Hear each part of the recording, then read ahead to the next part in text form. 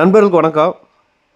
நேற்றைய தினம் அதாவது 21ஆம் தேதி கரும்புந்தம்பட்டி சேர்ந்த நண்பர் ஒருவர் சோமனூரில் போய் இந்த கடையில் மற்ற பொருளோடு சேர்த்து இந்த அப்பளத்தையும் வாங்கிட்டு வந்துக்கிறாருங்க.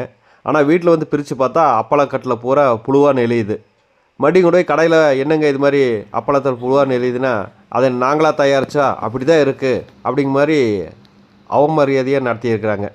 அதனால் மனசு நொந்து அவர் பாருங்கள் சார், நம்ம ஒரு நுகர்வோர் நமக்கு வாங்குகிற பொருள் வந்து சுத்தமாக நல்லதாக தரணுன்னு தான் நம்ம வாங்குகிறோம்.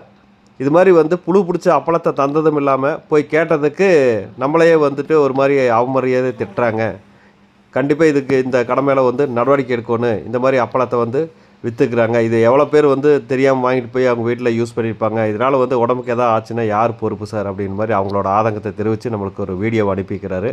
நண்பர்களே பாருங்கள், கண்டிப்பாக இது போன்ற பொருளை கண்டிப்பாக எந்த கடையில் பொருள் வாங்கினாலும் பில்லோடு வாங்குங்க. ஏன்னா இன்றைக்கி எது நல்லது எது கெட்டதுன்னு யாருக்கும் தெரிய மாட்டேங்குது. அதனால் நம்ம உடம்பு நம்ம பாதுகாப்பு பார்த்து வாங்கிக்கிங்க. நன்றி நண்பர்களே.